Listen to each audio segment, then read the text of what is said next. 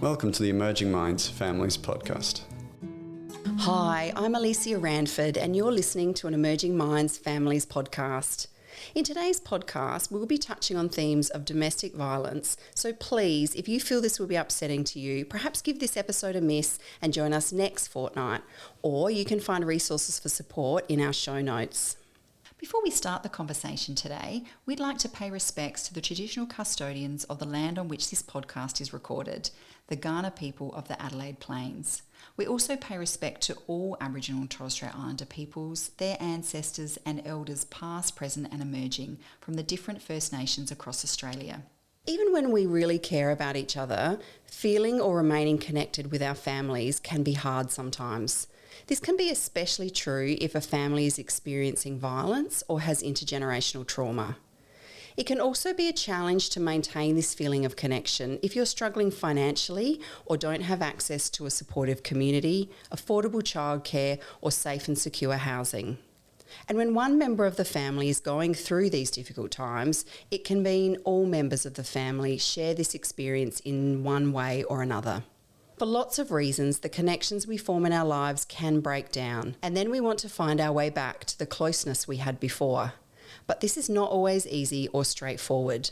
Today we will be talking to Emi and their son Elliot about how they work to re-establish connectedness after a time of being apart. Welcome, Emi and Elliot. Thank you so much for joining us today. Hi, it's good to be here. Me too, thank you. I wondered whether, Emi, you could start by telling our listeners a bit about your experience and how it came that you and Elliot became disconnected. So I guess my experience in terms of this is part of a longer story of childhood trauma, adulthood trauma that led me into a relationship which started off, well, it was never great, but it got progressively worse. In that relationship, I already had 2 children. One of them was Elliot, and then I had 2 more children with my partner at the time. And as it got worse, we experienced different forms of violence, homelessness. And then when I left my ex-partner, he came back in our lives and things got really, really bad. And then I guess I found it really hard to be the parent that I wanted to be. And my parenting skills really went downhill. I think I'd always did my best to be a good parent, but my parenting skills were put to the test. And Elliot ended up leaving home and I became homeless again with the kids, and I guess like that we just got further and further apart. Yeah, so I was 16, moved out of home, and so when Mumsa and the rest of my siblings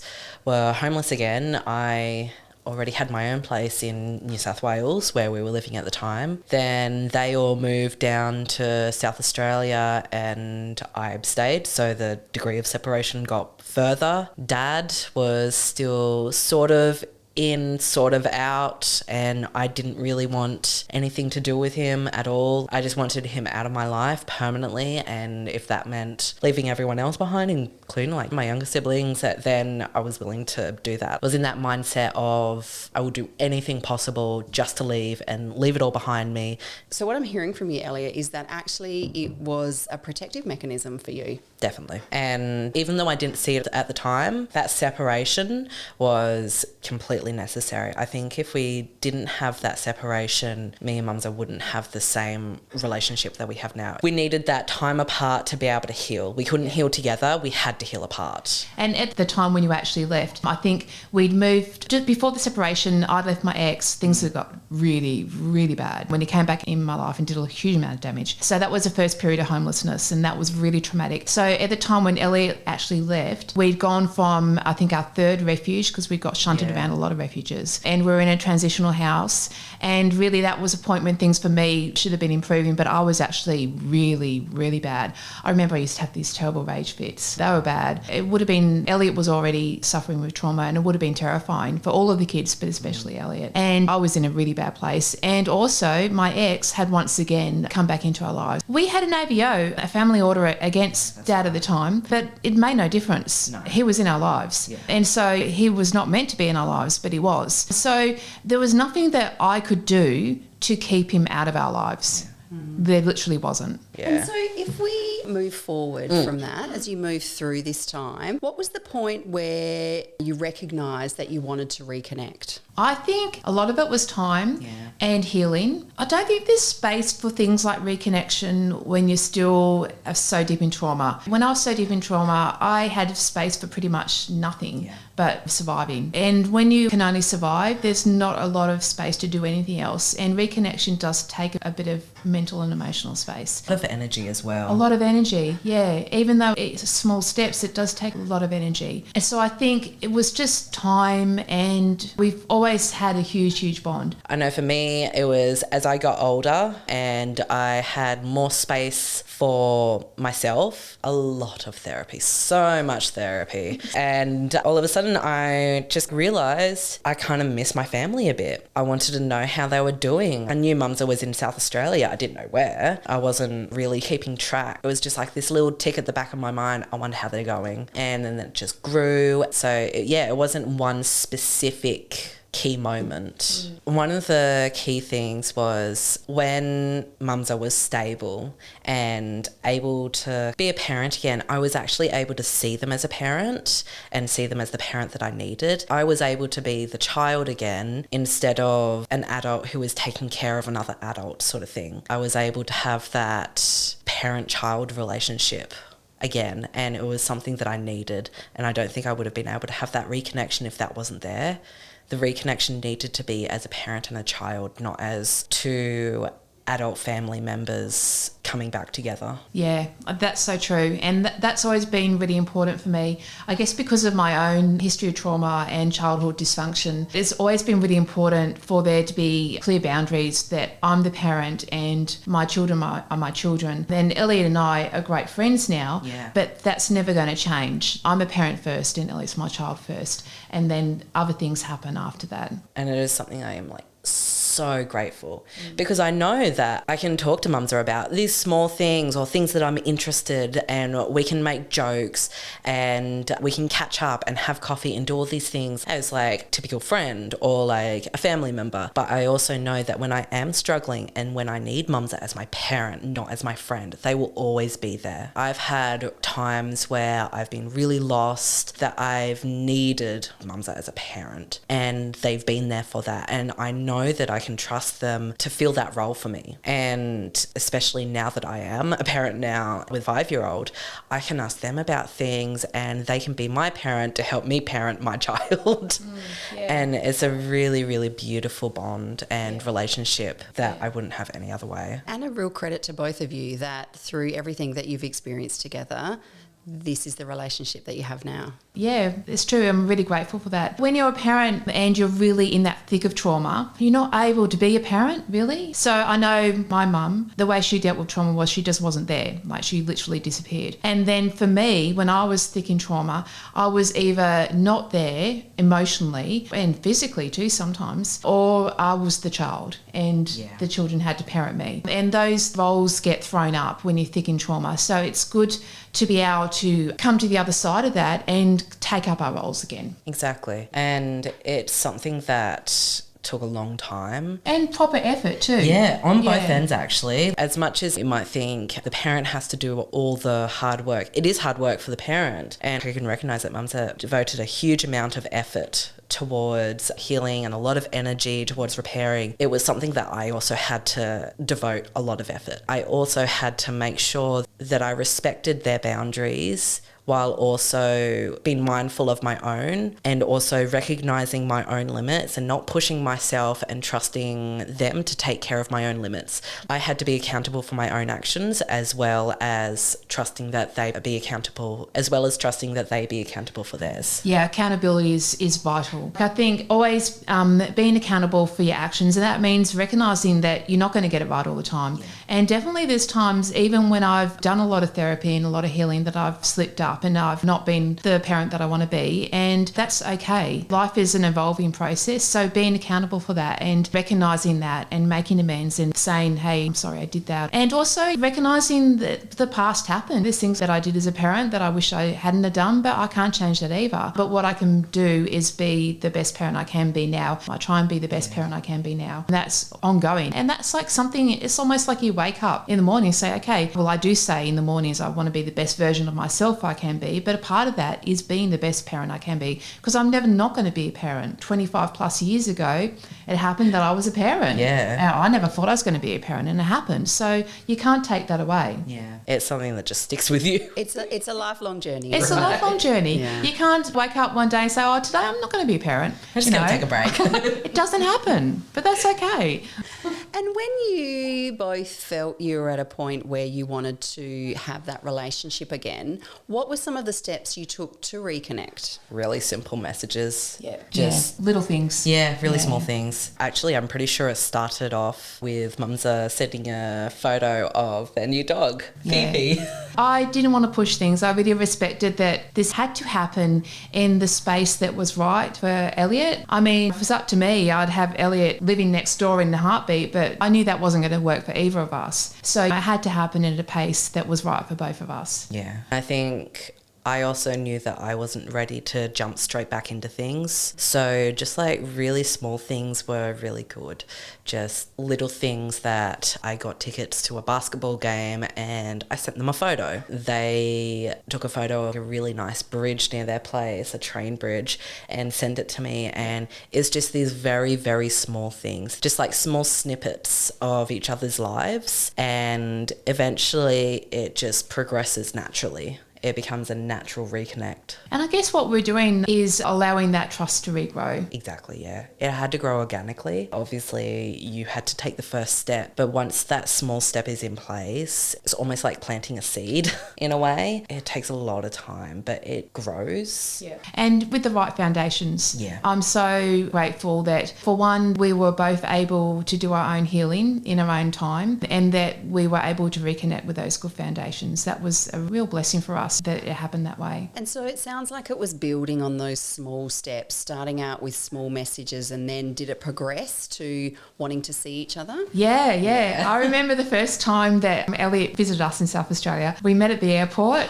Right. And this is amazing, actually. I had a dog. We'd got this dog on our journey from New South Wales to South Australia. We got her as a puppy. She was about a year old then, and she's not great with strangers, so I didn't know how she was going to be. That's an understatement. She's horrible with strangers. Yeah.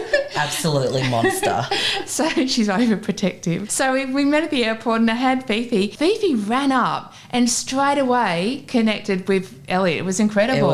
It was like, so beautiful. Yeah, I was really worried because I'd heard all the horror stories. She was a real growler, just super protective. And I think it was also because of the way that you guys had moved around so much in the car. It was almost like a bit like a pack. Kind of living in the car. Yeah. It was 3 kids, a lot of possessions, and one dog's nose poking out of all the stuff.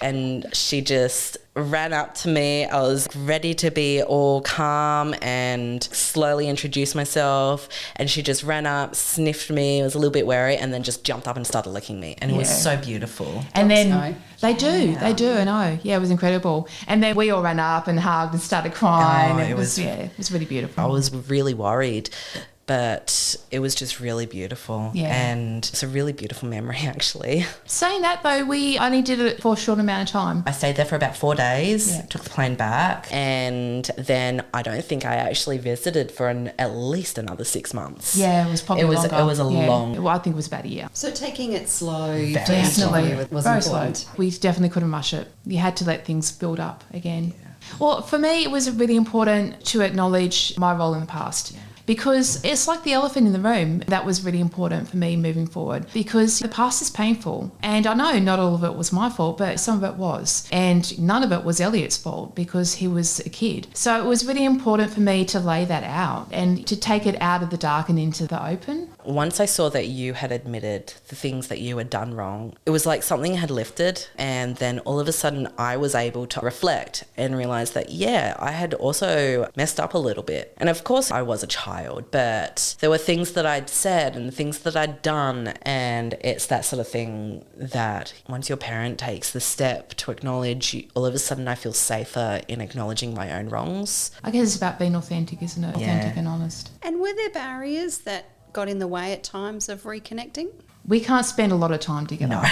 We just can't. It is literally a maximum of 3 3 nights. days. 3 sleeps, and then it cannot be any longer, because otherwise we would just clash and things get brought up, and the old resentments. And we fall into old behaviours. It is. And because my own personal trauma was so intense, those neurotic pathways are really deeply ingrained. And likewise, that was a lot of years that we spent, Elliot and I, in an unhealthy relationship. My ex, unfortunately, really focused on Elliot. He was not good. And I wasn't able to change that as I tried. I couldn't keep Elliot safe, and other things happened. So there was a lot of then connected trauma. If we spend too much time together, no matter what I've said to myself, and no doubt Elliot has before, we will slip into those old patterns, and that's not healthy. But that's okay. We don't have to spend a lot of time together, and that's important for us that we recognise that. And I think the fact that we don't spend all the time together, all this time physically together, means that when I do stay the night, it's really nice.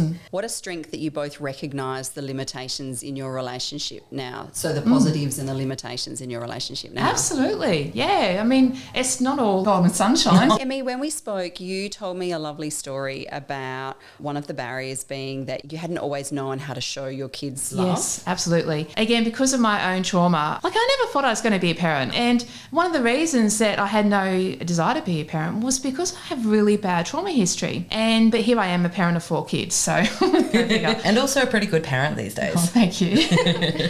One of the things that I recognise is because of my own childhood and adult history, I find it really hard to demonstrate love. I mean, I can say it verbally, but that's really as far as it goes. And I can do it through the wider actions, like for how I live my life or how I interact. I only recently realised the extent of this because one of my daughters, she was just getting ready for a formal, and she was showing me her outfit, and she'd had her makeup done, and she just looked so beautiful, and I was so proud of her. I was just so overwhelmed with all these emotions, like so proud of her, and she looked so beautiful, and she was finishing year 12, and it was huge. And I just wanted to do something more than just hugging, because that's really all I can do is hug. And I just reached out and I started stroking her hair.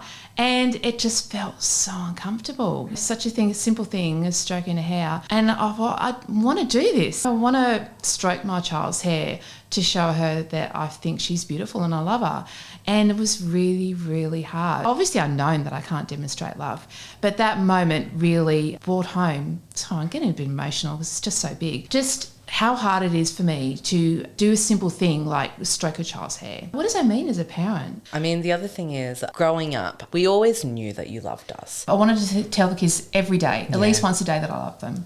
But you also showed it in other ways. We didn't have like a standard childhood in the sense that we stayed home. We were always out. It was just us 5, and we were always alone. We were always on this hike or this walk. But even though it wasn't like a traditional love that you see in media, the kisses on the cheeks and the sitting in bed and talking. And what a beautiful way to demonstrate to our listeners that love comes in many forms and that you can demonstrate that love in a number of ways. And you obviously did that through their childhood, hearing Elliot speak like that. One thing I'm certain is that all the kids throughout all the difficulties knew they were loved. And I genuinely believe that one of the factors that stopped us from really falling apart dramatically through all the things like homelessness and violence and my trauma and so on was that love. It was just there. When you were in the really hard times, despite what was going on, you were very clearly doing lots of things to make your children, try and keep your children safe and make them feel loved. And hearing Elliot speak in those moments when you were doing that, that was building those threads of connection that would carry you forward. And that's a really, to me, to hear that is like a really incredible sense of strength that you had, that despite what was going on in your life at that time, your actions were still building that bond with Elliot that would carry you into the future. Was there anyone or anything that helped you reconnect with each other? Therapists. So much therapy. Also trauma therapy. Oh, yeah, specific therapy. Right from the get-go, I had specific therapy. It took me a while to go to like an actual trauma therapist, but she was a godsend. For a long time, I didn't want to be around Mumsa because I didn't want to be their caretaker. And so it took therapy for me to actually realise that in this reconnecting and being back in their lives, I'm not actually meant to be the carer. It's meant to be the other way around. It took therapy to be able to help us to stop slipping into those old roles and those old behaviours. What kind of things do you do to sustain your connection now? Over the years, I've had huge problems with anger, like with explosive anger. I don't want to bring everything back to trauma, but it is what it is. It's one of the things, complex PTSD, explosive anger, you know. And I really had to learn to manage that anger because, one, if I went into a rage, it's terrifying. And also, it would just be a horrible trigger. So I think it was really important to really go deep into some of the stuff that was impacting my life in order for me to become a healthy person. And I'm so glad that I could do that. Well, I guess it happened at the same time, but that was part of our reconnection process. And I wouldn't have liked to see what it would have looked like without that. And one of the things of me understanding, me feeling like I was able to reconnect was also knowing that I wasn't the only one making an effort to heal, and also watching them having accountability for their own actions. Yeah. And one of the things I do appreciate is the fact that before they would have just kind of jumped straight into things, and they have before. Mumsa has jumped into my life and tried to take over it. And it is genuinely with good intentions. And so now I'm really appreciative of the fact that they trust me to tell them myself when things are getting hard. And it also means that I can talk to them as them being a parent about things that I'm struggling with without worrying that they're going to try and take control. Yeah, and I think also it's like those boundaries are really clear and solid because they weren't before. They just did dissolve for some time. And so it's very important to keep those boundary walls maintained and healthy. I think we learned from that though. There might be people listening to this who have had a similar experience to you both. What would be some questions you suggest they ask themselves to get them thinking about, what would be some of the questions you suggest they ask themselves to get them thinking about what they might be able to do to help reconnect with a loved one? I think no parent or family is the same. Everyone is very, very unique, and we bring our own histories and our own values to our personal and our family situations. And that's what informs us and informs the way we parent. So I guess you want to ask yourself, what's important to you as a parent? What are your values? And that's going to be the kind of the key to guide your reconnection. And your values are going to be unique. And so, yeah, sometimes we don't know what they are until we actually ask ourselves. So figure that out. I think that's a really important one. Yeah, and then I guess from the other side of the spectrum, from me as the child, you need to make sure that you're actually ready and you're doing it for your own reasons. You need to be mentally ready for it and mentally stable. There needs to be enough time and enough healing. Like, you cannot just jump straight back into where you're at. You have to take it slow. Also, acknowledging that it's not going to be the same as what it was. No matter how much healing, no matter how much time has passed. Yeah, those differences from then and now, they're important, but they're okay, aren't they? You got to do a lot of acceptance. And I think as a parent, I would have been ready for Elliot to come back into my life whenever. But for us, it happened slowly. What I would say is, a parent in this situation,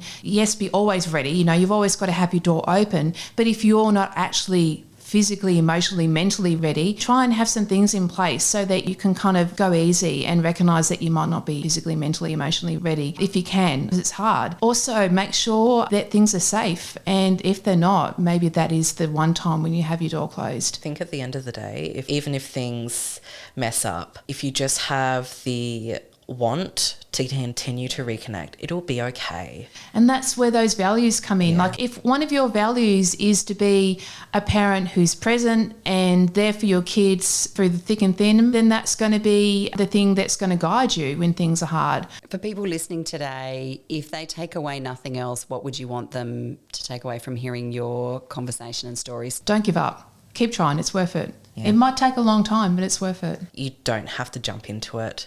just take your time, look after yourself, and understand that it's not going to be smooth sailing. And as a parent, one of the things that is important is to remember that you're the parent, and reconnecting, when you're reconnecting with your child, you have to reconnect as a parent. I want to really, truly thank you both for sharing your wisdom and knowledge and experience with our listeners today. It's been so valuable, and I know that there are so many people out there who will take a lot away from what you said today. So thank you. Thank you. No, thank you. Visit our website at www.emergingminds.com.au/families for a wide range of free information and resources to help support child and family mental health. Emerging Minds leads the National Workforce Centre for Child Mental Health. The centre is funded by the Australian Government Department of Health under the National Support for Child and Youth Mental Health program.